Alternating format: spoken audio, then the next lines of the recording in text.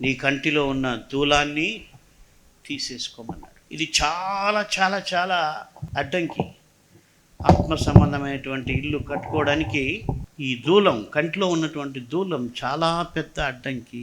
మనం దాన్ని తొలగించుకోవాలంటే మనకు పరిశీలించుకునేటువంటి ఆత్మ సంబంధమైనటువంటి జీవితం ఉండాలి.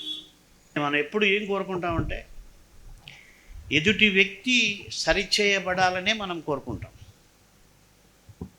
కానీ ప్రభు అన్నాడు, మొదట నీ కంట్లో ఉన్న దూలం తీసేసుకుంటే తప్ప అసలు నువ్వు ఎదుటి వ్యక్తిని అర్థము చేసుకోలేవు, ఎదుటి వ్యక్తికి సహాయం కూడా చేయలేవు.